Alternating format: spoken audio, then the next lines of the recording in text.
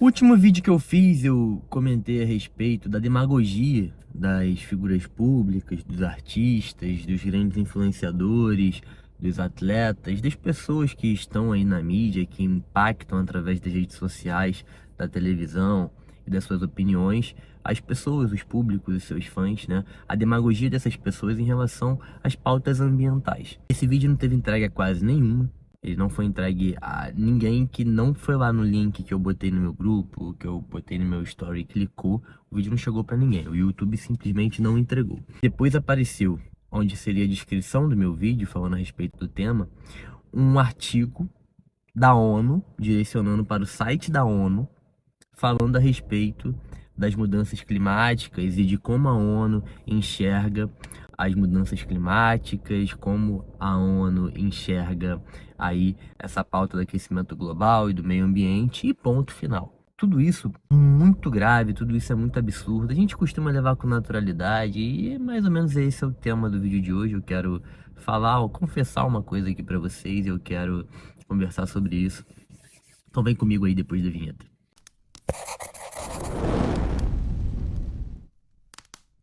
Meu querido, minha querida, tô fazendo esse vídeo aqui dentro do meu carro, aqui na garagem, porque eu tô na casa da minha mãe. O eletricista tá lá dentro e ficou meio sem espaço lá, mexendo na luz, né? Ficou meio ruim pra eu conseguir gravar esse vídeo agora de manhã, mas eu não queria deixar de gravar vídeo hoje, principalmente porque ontem foi meu dia de folga, então ontem já é o dia que eu não gravo, né? Às quartas-feiras. Bom, enfim. Cara, eu gravei aquele vídeo porque me revolta muito a demagogia dessa gente. Pessoas que pegam um jatinho, né, como eu falei, pra sair de Los Angeles pra ir lá em Paris comer um cheesecake, que vai poluir pra cacete, ficar de demagogia falando que a gente não pode beber suco em canudinho, que a gente tem que beber suco em canudinho de papel. Então, eu fiz um vídeo falando sobre essas coisas e tal, eu não vou repetir o assunto do vídeo aqui, cara, porque vocês podem assistir o vídeo, o último vídeo, antes desse.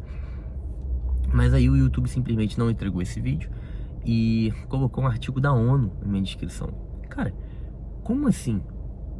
Primeiro, a gente tem que tratar de muitos aspectos aqui. Primeiro aspecto, eu não fiz nenhuma constatação técnica ali naquele vídeo para poder vir um artigo me refutando como se cientificamente eu estivesse cometendo um equívoco. O que eu compartilhei nos vídeos foram ideias e eu propus reflexões às pessoas para tomarem cuidado com o que elas são incentivadas a pensar por celebridades, por influenciadores, que muitas vezes estão servindo a interesse de pessoas mais ricas do que eles, de bilionários, como por exemplo George Soros, que financiam ONGs, influenciadores, a levantar pautas que são interessantes para ele, né? No sentido que ele quer que o mundo corra. Aí, cara, eu, mesmo que estivesse falando de coisas técnicas ali, sobre meio ambiente, aquecimento global, mudanças climáticas, eu poderia cientificamente estar falando, porque eu fiz biologia, eu não me formei, faltam 3 ou 4 períodos para me formar, eu não cheguei ao final da faculdade de biologia, mas eu sou formado em meio ambiente.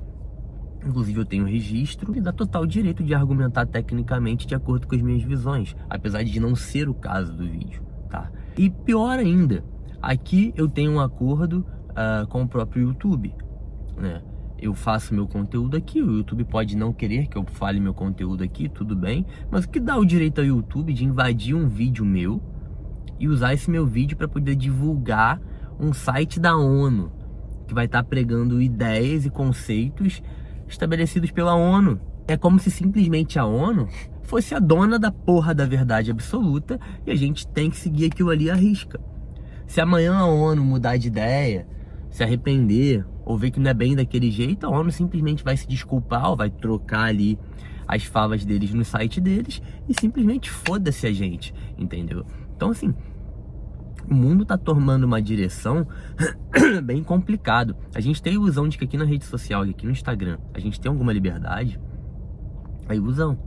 Hoje a gente tá sendo tão boicotado aqui, tá sendo tão vigiado, tão controlado, como na televisão ou como em qualquer outro ambiente, como ambiente acadêmico.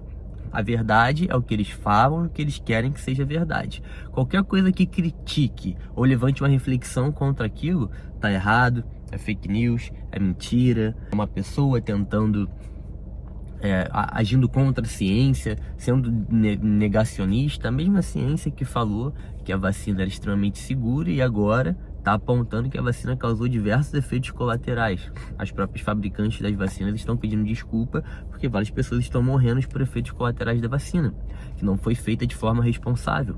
Eu não sou contra a vacina, muito pelo contrário. Eu acho que as vacinas têm um papel fundamental no mundo. As vacinas foram extremamente importantes. Agora, uma vacina feita às pressas para que farmacêuticas e grandes laboratórios lucrassem bilhões e governos também, para poder enfiar quase que coercitivamente uma substância pouco testada na variável tempo dentro das pessoas.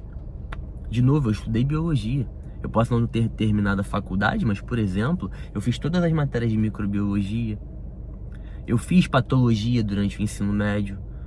Eu posso não ser um mega especialista em imunologia. Agora, eu estudei o mínimo suficiente para ter alguns questionamentos.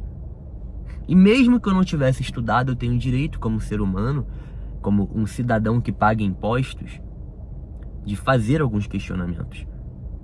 Um questionamento que eu sempre fiz, eu continuo fazendo, e eu gostaria que alguém me respondesse tecnicamente, é o seguinte: por que toda doença que o nosso corpo recebe, o nosso corpo desenvolve uma imunidade, mas por que quando a gente está falando de Covid, o nosso corpo não desenvolve imunidade? Porque eles levantaram um questionamento de que depois de 3 meses, o nosso corpo para de produzir os anticorpos. Isso para mim é óbvio, se eu estudei biologia eu sei disso. Nosso corpo não é idiota. Nosso corpo produz anticorpos durante o período de tempo necessário para combater aquela doença e um pouquinho depois.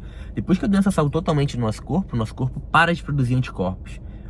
É uma coisa até meio óbvia. Você imagina se o nosso corpo ficasse produzindo anticorpos para todas as doenças que a gente teve no decorrer da vida. Ia ser uma produção de anticorpos em massa.